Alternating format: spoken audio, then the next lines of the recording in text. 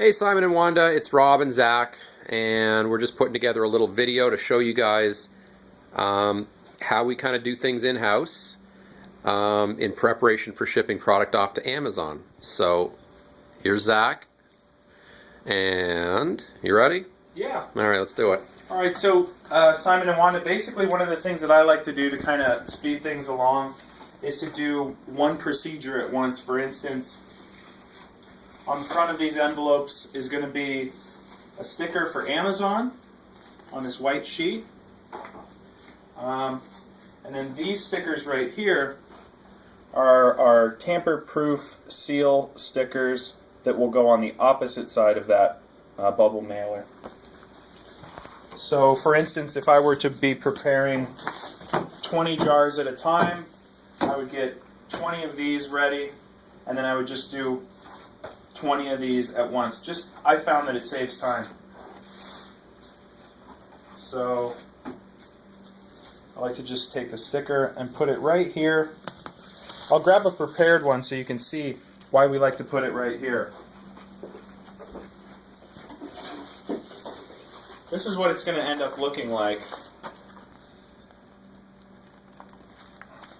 So the yellow one is kind of overlapping where it folds over and self-seals, so it's kind of like a double tamper-proof seal.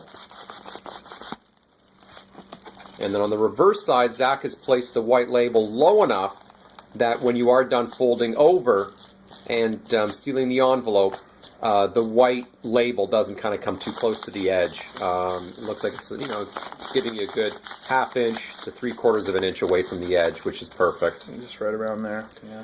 And I was just looking at the dimensions of the envelope that you're using, and it looks like it is a little shorter on the length and a little bit wider on the width. So I'm sure it'll work fine. I don't think it's an issue. Who knows? Maybe your size will work even better than our size. I doubt it, because I think over the years I've tried like every size I could find and just came up with the 6" by 10". But I'm sure yours will be fine.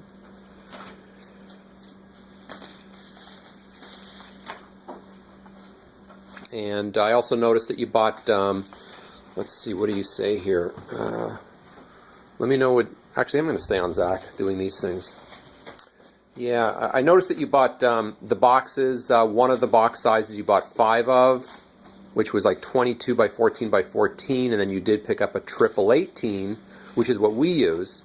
So it'll be interesting to hear what your impressions are in terms of how many of these envelopes you can fit in to both sizes. We can't tell you how many you're going to get into the 18s exactly, even though we use that, because you're using a different size envelope than we are. So you may get a little more or a little less than us comfortably. We don't like to jam the envelopes in there so much that they're kind of starting to crinkle up. We like to just kind of, get them in there in a kind of like orderly way so that they're not, bunching up and stuff. And I think that we get in, what did we say, 60? Into an 18-inch cubed box, we can comfortably fit about 65 of these. 65 of the 6x10, so it'll be interesting to hear how many you get into your 18, as well as how many you get into your 22 by 14 by 14. All right, so you're done with that? Yeah, I grabbed 19. Let me get this 20th one. Right now I'm doing 20 because that's the size of the case we ship to Amazon. Like we just said, in your 18-inch cubed box, you'll probably be able to fit around 60. So now I have my 20 bubble mailers with a sticker just on the front. Nothing on the back yet. That'll go on last. I like to just set myself up right here like this. And in the second delivery that you guys are probably going to be receiving early next week, there will be the enclosure. You'll have about 100, a little over 100. And then Rob, maybe you want to stand right there. And this is the same size case of Penetrex that we shipped to you. 2 layers at 25, so 50 total. And generally, when I take them out and prepare the shipment for you guys, I've already kind of polished up the caps on them. I like to keep them in the box because they stay still while I'm kind of rubbing them off. I usually just use like a terry cloth or something. We find sometimes the caps are a little, maybe a little bit of residue or something like that on them. So I like From the to lab, polish yeah. them up. Yeah, from the lab. I also like to wear gloves with nice grip on it because we want to make sure that all of these jars have the lid on securely. It's not common, but every once in a while we'll pull a jar out of the case from a chemist and the lid won't quite be sealed all the way. So since we're doing a case of 20, I like to do everything 20 at a time. So I'll get 20 jars out of here and just kind of set it up. And again, Zach's doing 20 only because right now that's the way we're shipping it to Amazon.co.uk is in 12-inch by 12-inch by 12-inch boxes, which are right here. And there's 20 of them in here. But of course, you're not doing 20 at a time. You're doing more than that. You're doing what our fulfillment house south of here, a little bit south of here in San Diego, fills for us, which are these 1818 boxes where we do get the 65. So just thought I'd clarify that.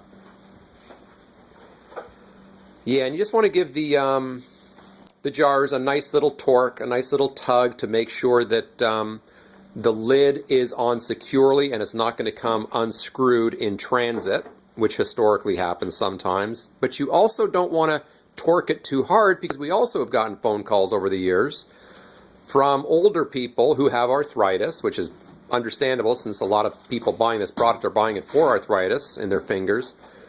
If we torque it too tight, they call us and tell us that they can't open the jar, and they're wondering if there's like some special way to open the jar. So you're just going to kind of have to find that happy medium of where you kind of torque it to make sure it doesn't unscrew on its own, but you don't torque it too tight that older people with arthritis can't unscrew it. And there's no art to it. You're just going to kind of have to get a feel for it. You'll notice that I put a nice little apron on because as I'm opening up these envelopes, this is somewhat of a rough edge, pushing it against my shirt. I like to have it there so it doesn't tear up the cloth on my shirt. And this is kind of what the inside looks like. That's how the jar should be oriented as it's gone in. Paper, jar. And you can just make sure it's all the way at the bottom there. Give it a nice little tug here.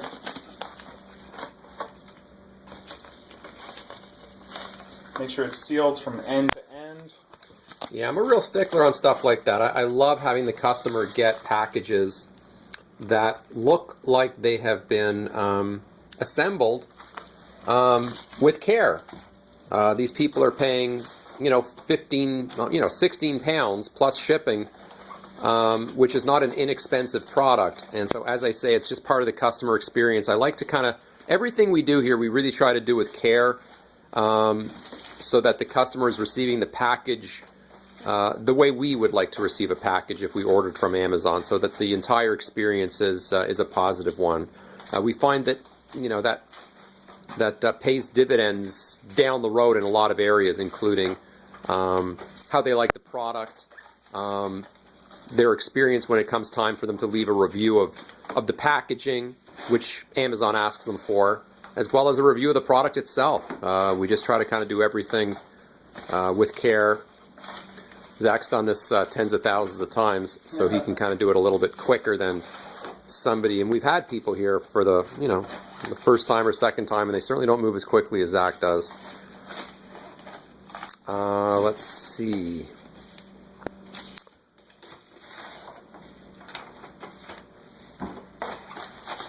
So, I guess we can assume that I've just done all 20 of these, and then we can move on to... Maybe do one more slowly, and I'll kind of focus right in tight.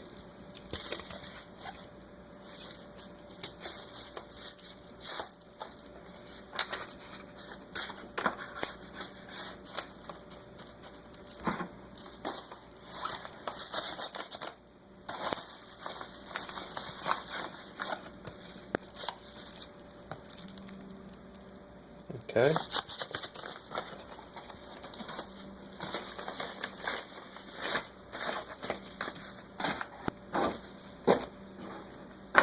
So the last step before you put these in their packing box or the case is going to be to seal up the opposite end with one of these stickers. That's the front. That's the back. Should be able to see that line there. And you're just going to put a sticker right in the dead center, right on that. And it's kind of an uneven surface. So when you put that sticker on, make sure it's really on there good, so it doesn't kind of pop up when people are squeezing the bag. Yeah, you definitely need to make sure that both labels you kind of go over with your fingers and really make sure that it's 100% on there, especially this yellow one, because the yellow one basically is for that purpose of telling people this product, this package has not been tampered with, and the seal is, Tamper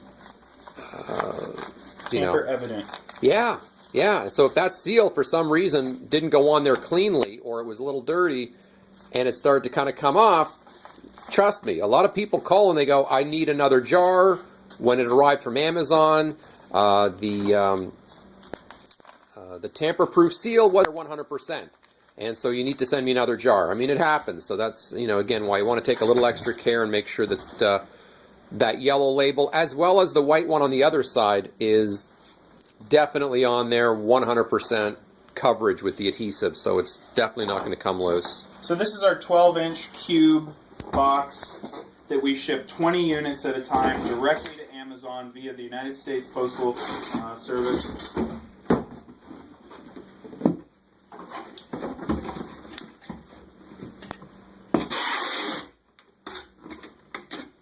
I hope you guys have a tape gun, because you're going to need one.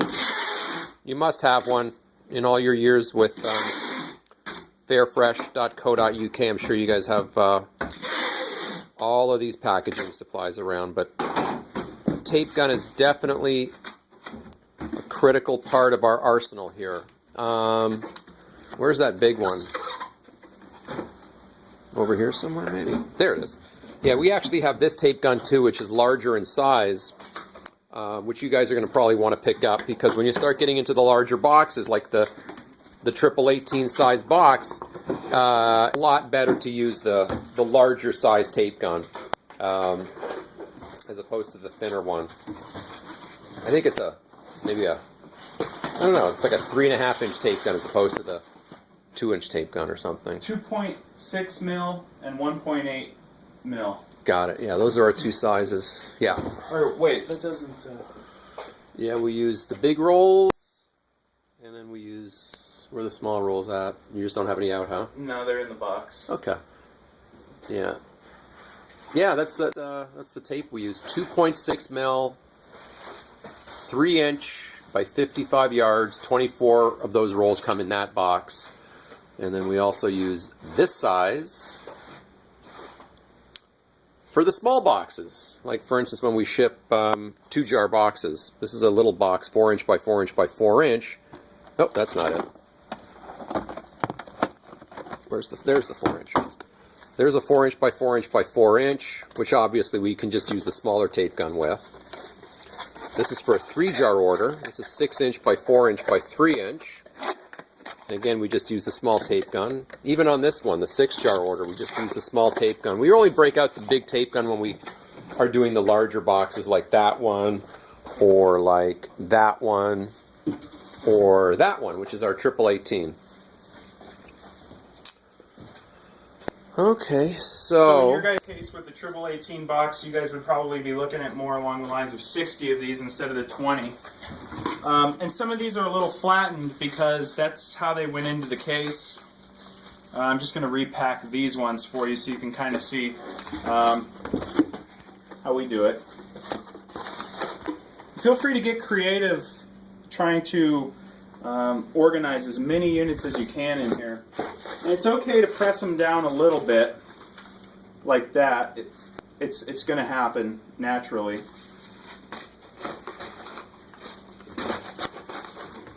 Zach, do you mind if I break out this video at your wedding? Just so everybody can get... You see what I do for a living? Everybody can have a few laughs at Zach's wedding this summer. So This will be the wedding video.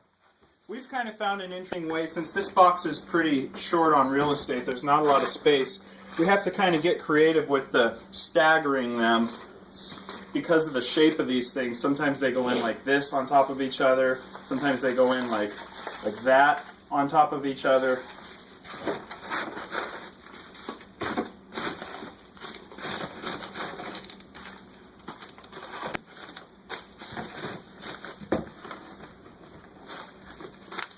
And we generally don't do this on the floor.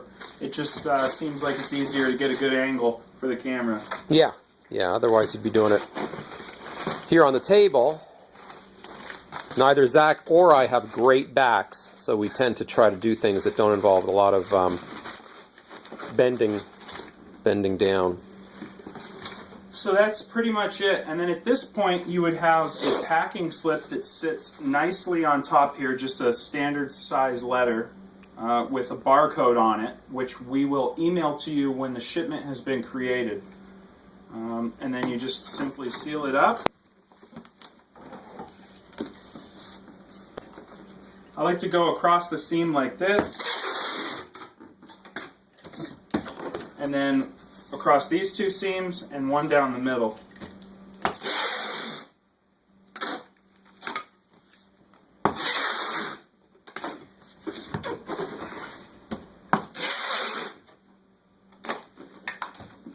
Yeah, it's kind of funny with everything that we do.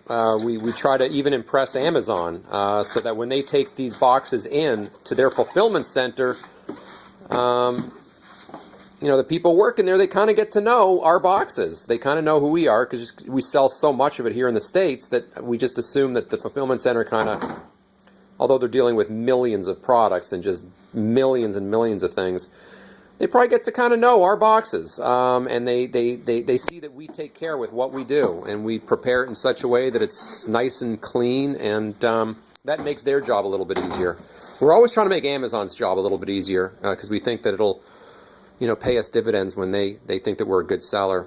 Anyways, I think that pretty much wraps it up because we're going to do... Sorry, go ahead. I was just going to say, so like I said, when we create the shipment, there would be two files. One is the packing slip that just is printed out on normal non-adhesive paper that goes inside this box, gently placed on top of the units. And then you would have the postage label with the address and all of that information in another file that's sent to you from us the day it's supposed to go out. And you would just place it on top here. There may be one sticker that has postage and address. There'll be two stickers, but they just go right on the top there, and that's pretty much it. Yeah, when we ship here in the UPS, it's two labels that go on the outside. It's so that one sheet that has two 4x6 inch labels on it goes through the printer, and like Zach said, you put both of those labels on the box, and then inside the box is that one 8.5 by 11 inch, or maybe in the UK you call that an A4 or something. That'll be what goes inside the box. So when Amazon opens it up in the fulfillment center, they get all the information they need from that little packing slip, or that packing slip. Thanks for watching this video. We're going to be speaking with you on Monday, so have a great weekend. And then we also got out another 50 jars to you today, as I said in the email, and that should be showing up, I'm hoping... well, Tuesday or Wednesday. You got it Tuesday this week, and we sent it Friday of last week. So if it takes about the same amount of time, you'll get it on Tuesday. And then maybe we'll get on another call, say maybe Wednesday or Thursday, once you've got a couple of filled boxes with the envelopes inside. And then at that point, we can go through it together with us on the line. Basically creating the PDFs, which we would then send to you by email while we're communicating with you. We would kind of do it like, while we're on the phone with you.